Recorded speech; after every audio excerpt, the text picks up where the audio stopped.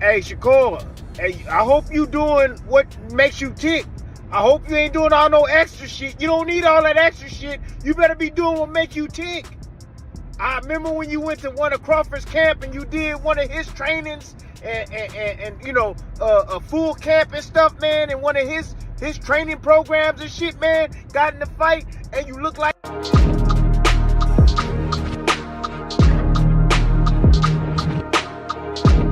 Timothy Bradley is sounding the alarm, and he's leaving no room for doubt. Shakur Stevenson may be walking straight into disaster. Bradley has publicly called out what he sees as a dangerously reckless habit inside Shakur's camp, one that's especially alarming with a heavy-handed puncher like Teofimo Lopez waiting across the ring.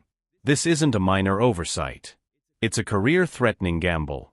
And Bradley's warning is clear: if Shakur doesn't correct it immediately, he could be handing Teofimo the victory before the opening bell even rings. And everything, did that help you prepare for big fights like this? Yeah. Definitely been training since February. Absolutely. All right. Can I ask you something? What's up, man? You want to sign a contract to fight my little brother?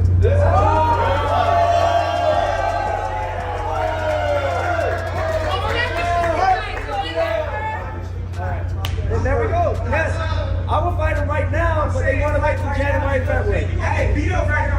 I'm going to sign the contract. Know that. Stop the contract. Know that. You ain't on there, baby. Know that. You ain't on there, baby. Right now, nigga. So what exactly did Timothy Bradley see that set off the alarm bells? It wasn't a flaw in Shakur's footwork or a lapse in his defense. It was what he was doing before he even put the gloves on. Bradley, who's been closely watching Shakur's training routine, noticed a troubling habit. Instead of using fresh, professional-grade gauze and tape for each session, Shakur was reportedly cutting his old hand wraps off after training, then taping the same wraps back on for the next workout. Man, what you doing with them wraps, man? Stop being cheap. Stop being cheap, man. I see you cutting off them damn wraps and then just taping them back on, man. That's how you messing up your damn hands. You messing up your hands because it ain't tight. The shit ain't tight. You can't get it tight. You putting a glove on. To the average person, that might sound like harmless recycling. To a professional fighter, it's a cardinal sin. Bradley didn't mince words, calling Shakur out for being cheap despite earning elite-level money. The issue is basic physics. Once wraps are used, they lose elasticity and structural integrity. You can't cinch them tight enough to properly compress the metacarpals, the small, fragile bones in the hand that absorb the force of every punch. By taping worn, loose wraps back onto his hands, Shakur is essentially hitting the heavy bag with compromised protection. Bradley's frustration was unmistakable. He argued that with the kind of money Shakur is making, there is absolutely no excuse not to have a master professional hand wrapper flown in every single day. We're talking about an elite athlete treating his most valuable tools, his hands, with the same care a casual gym-goer gives a rented towel. It's a baffling decision that signals a lack of professional discipline in a camp that needs to be flawless. That shit ain't tight. You should be getting your hands wrapped by a master professional hand wrapper every single day, bruh. You getting paid gravy. You getting paid gravy, dude. If you can't fly a dude out that's great with the damn hand wraps, man, that's what you need. If you got hand problems, bruh, and you need to keep your hands healthy, you need to hire somebody, man. All that damn money you making, bruh, hire somebody. Shit, tape it on some old-ass wraps. What's going on? Come on. What we in elementary school? Come on, dog. Them hands need to be wrapped. You can't mess around and go into this fight with Tio. You can't. You cannot mess around and go into this fight with Tio and your hands is hurt, man. Shit, that's not gonna be a damn excuse. Hell no. This is a dude, man, Teofimo Lopez, bro. He been going at us. Yeah. And when I say at us, yeah, straight to our face, saying monkeys and bananas and all this shit. All this racist stuff, bruh. This your chance to shut his ass up. That criticism cuts even deeper when you remember that Shakur Stevenson isn't just any fighter. He's a fighter with glass hands. This isn't rumor or speculation. It's a documented medical reality. Shakur's hands are his Achilles heel. He has openly told outlets like The Ring that his body can no longer handle a packed fight schedule, stating clearly that because of the fragility of his hands, fans shouldn't expect to see him more than twice a year. Think about that.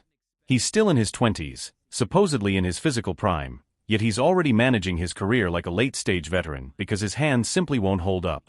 He's undergone multiple surgeries and spends hours each day in therapy just to keep them functional. Even Sports Illustrated has pointed out that the biggest threat to Shakur's title reign isn't another fighter, it's his own hands. Yeah, shit, but this ain't gonna be no easy task. This dude here coming to bag up every single word he said. Every word he said. And you get in there and you play, and your hands ain't right, bruh, and you ain't in there being a little bit of Pookie with a little bit of Shakur, but you gonna have to bring everything out against this dude, Teofimo Lopez, because he coming for your ass in every single way. Every damn way, Shakur, I'm telling you. He gonna box your ass a little bit, he gonna pressure you, he gonna change speeds on your ass. I'm telling you, man, this dude is coming for your ass. You better be ready, but you don't need to be doing all that extra shit if it's gonna weaken you, if you ain't gonna be at your full potential, man. For real. You don't need to be doing all this extra shit. And get a hair wrap, dude. When you stack that medical history against Bradley's accusation, the situation shifts from cheap to downright reckless. If you know your hands are injury-prone, if you already need surgery and daily therapy just to make it to fight night, why would you cut corners on the one piece of equipment designed to protect them? It's like a race car driver knowing his tires are worn and still refusing to change them to save a few dollars in the pit. One wrong punch thrown with a reused wrap could refracture those fragile bones, forcing a stoppage, or worse, triggering a permanent decline in power that could alter his career forever. You know, people think the fight with Tio is either going to be you delivering a masterclass or a knockout by Tio. Yeah, or you getting into some type of brawl with Tio and end up getting knocked out, right? What are fans getting wrong about the matchup? I think the fans is getting wrong about the matchup is where I'm not sleeping on that I know about Tio. Tio's a good boxer. Mm-hmm. He's boxer first. Mm-hmm. So we could say, oh, he's just going to knock you out. Or he's just going to... That's not him. He's boxing first. He's going to want to establish distance and range on the outside and try to beat me up on the outside. So I think that's the main thing. And also the biggest thing that everybody don't realize with me, I could punch. Mm-hmm. Everybody say, oh, he can't punch, and then boom, crack somebody, and then they laying down, or something may happen to where they hurt or something like that. So I think that's two big things where they don't understand. Bradley's warning doesn't stop with the hand wraps. He also called out a troubling pattern in Shakur's preparation, his tendency to drift away from what actually works. Bradley pointed to one example that should still haunt Shakur's camp, the fight against Edwin de Los Santos. In the build-up to that bout, Shakur decided to change everything. He went to train with Terence Crawford, arguably the pound-for-pound king, and tried to mirror Crawford's brutal high-intensity training regimen. On paper, learning from the best sounds smart. In reality, it backfired. Bradley noted that Shakur looked flat in that fight, sluggish, hesitant, and completely out of character. The reason was simple: overtraining. He shocked his body with a system his muscles and nervous system weren't conditioned for, burning himself out before fight night. His best performance was left behind in the gym. Hey, Shakur, hey, I hope you doing what makes you tick. I hope you ain't doing all no extra shit. You don't need all that extra shit. You better be doing what make you tick. I remember when you went to one of Crawford's camp and you did one of his trainings and you know, a full camp and stuff, man, and one of his training programs and shit, man, got in the fight, and you look like shit, man. You look like hell. That was that Nakathila fight, man. You were like, man, I done stuff I ain't never done before. All this stuff, man. You don't need all of that shit, man. You need to do what make you tick, man. I know this fight is big. I know you can add a little bit of something, but, man, if you overworking yourself, man, and you ain't gonna be rested, man, if you ain't resting your hands, taking care of what you need to take care of, oh, shit. Bradley believes he's watching history repeat itself. His message to Shakur is simple: do what makes you effective, and don't start adding extra layers just because the Teofimo Lopez fight is massive. There's always a temptation, when facing a dangerous opponent, to reinvent the wheel, to train harder, longer, and more brutally than ever before. But for a finesse fighter like Shakur, that kind of excess can be disastrous.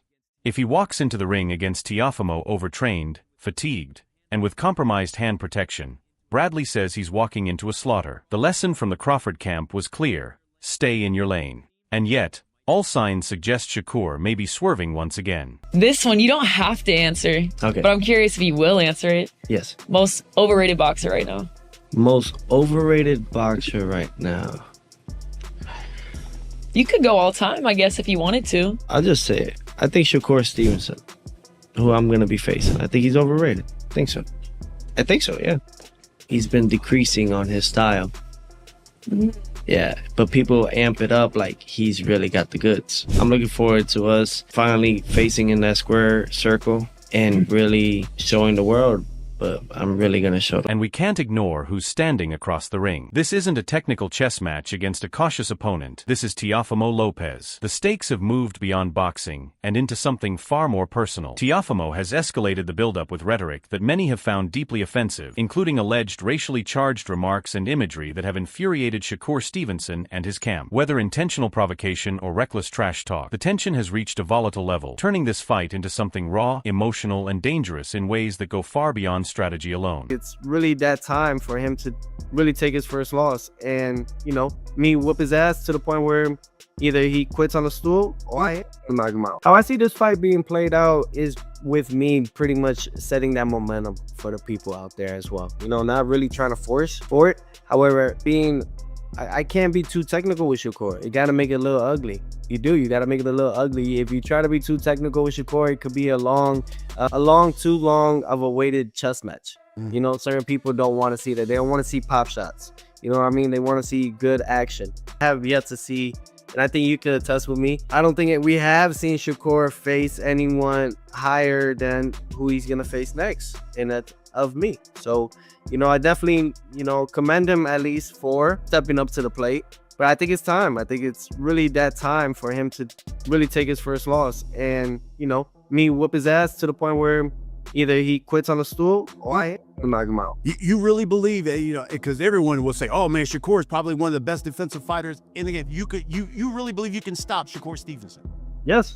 Bradley pointed out that Shakur now carries the added burden of silencing a man who has crossed a deeply personal line, but emotion is a double-edged sword. Teofimo Lopez isn't just a trash talker. He's a chaotic, explosive, and unorthodox problem. Bradley described him as a fighter who constantly changes speeds, applies pressure, and brings a kind of disorder that disrupts structured, technical boxers. If Shakur enters this fight emotionally charged, intent on making Teofimo pay for the disrespect, then his hands have to be flawless. You can't punish a fighter like Lopez if you hesitate every time you throw a left because you feel a flash of pain. Teofimo isn't bluffing. He's coming to back up every word, to bully Shakur physically and mentally. And if Shakur's hands betray him early because of compromised preparation, he won't be able to keep Teofimo off him. All the defensive brilliance in the world won't matter if he can't fire back with authority. This becomes one of those fights where you sit back and ask the real question. Just how good is Shakur Stevenson when everything is on the line?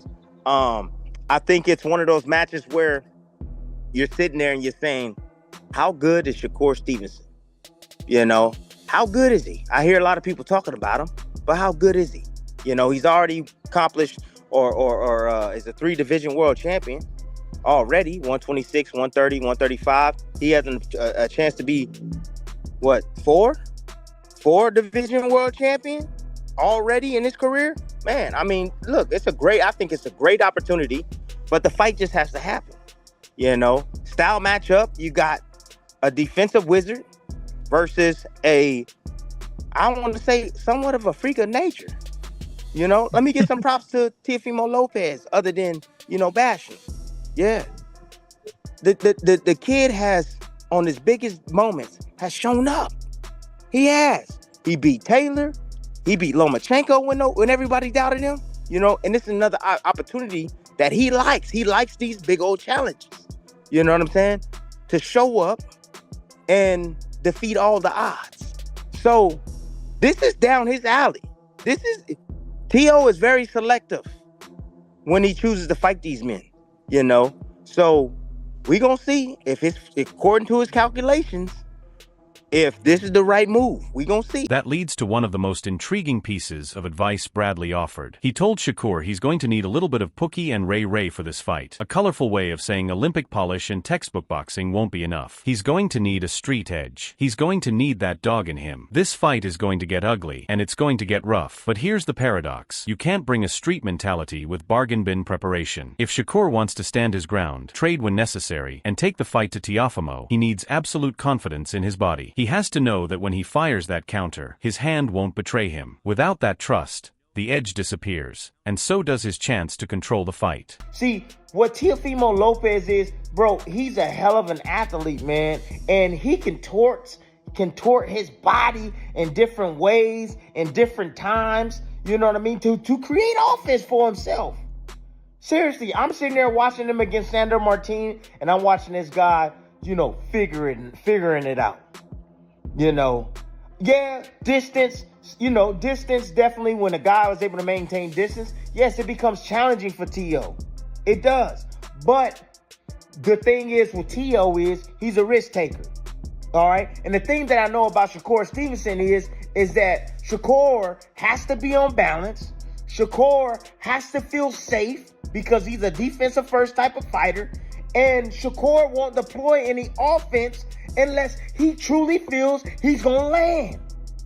So with that being said, it's like T.O., when he's attacking you and he's coming from these weird, odd angles, T.O. is not afraid to get hit with a shot. He's not afraid of that, right? T.O. can adjust his balance as he's attacking you. Adjust his punches as he's attacking you. So, you know, when Shakur is trying to step out on that line, right? When he's trying to get his distance, move left or right, you know, when he gets along the ropes, you know, or, you know, when he's stepping back, you know what I'm saying? T.O. is going to be following him. At its core, Bradley is telling Shakur to fully professionalize his camp so he can unleash that raw, gritty side of himself in the ring. You can't be a savage under the lights if you're cutting corners in the locker room. That Pookie and Ray Ray energy only works when it's built on elite, spare-no-expense preparation. Shakur has the talent to shut Teofimo up, to vindicate himself and everyone offended by Lopez's words, but talent needs the right vessel. And right now, that vessel looks like it's being held together with reused tape. Bradley's message couldn't be clearer. Stop playing games. At the elite level, the margins are razor thin. When millions of dollars and a lasting legacy are on the line, good enough simply isn't good enough. The fact that a Hall of Famer had to go on YouTube and publicly shame a reigning champion into wrapping his hands correctly is nothing short of baffling. It ain't gonna be easy. You know, this is a challenging fight. Shakur know this fight gonna be challenging, and that's the reason why he's taking it, because he wants to prove to everybody that he's the best or one of the best fighters in the world. Shakur ain't trying to hover at the pound for pound around the damn 8, 7. T.O. ain't on the pound for pound list, but Shakur is. But Shakur ain't trying to hover around 7, 8. You know what I'm saying? Shakur want to be number one. Shakur trying to pass up Crawford. Shakur trying to pass up Inoue. Shakur trying to pass up Usyk. Shakur trying to be right on Bam's ass like, hey, I'm here. Yeah, with a win right here. Woo, man. Come on. Yes. Yes, this gonna move him. This gonna move him up that damn pound for pound where Shakur wants to be. That's the reason why he taking on this damn challenge right here. And of course, Teofimo Lopez, you know what I mean? He wants to fight Shakur because he wants to prove he's the best. Right now, look, everybody's been saying nobody can beat, well, I know I've been saying it, nobody can beat Shakur Stevenson. I don't think, it's very few guys that can beat this guy, man. Very few guys, man, that I think that may give him some issues, but not beat him, because it's hard to outthink this dude, right? If Shakur Stevenson loses this fight, people will search for explanations. They'll blame the game plan, the judges, the weight cut, anything but the obvious. But Timothy Bradley has already given us the blueprint to look elsewhere. If Shakur's output fades in the middle rounds, if he winces after landing a jab, if he hesitates to let his hands go, we'll know exactly why. It won't be because Teofimo Lopez was better. it'll be because Shakur Stevenson wouldn't pay for a professional hand wrapper. This is a wake-up call. Shakur has the world at his feet, yet he's tripping over his own shoelaces. The question now is simple. Will he listen to the old guard, bring in a specialist, and protect those glass hands like the priceless assets they are, or will he walk into the ring against a monster like Teofimo Lopez hoping yesterday's tape is strong enough to hold his future together? The bell is about to ring, and in boxing, there are no do-overs. That's all for today's video. If you enjoyed it, hit the like button, subscribe to the channel, and ring the bell so you don't miss what's next. Drop your thoughts in the comments, stay tuned, and we'll catch you in the next one.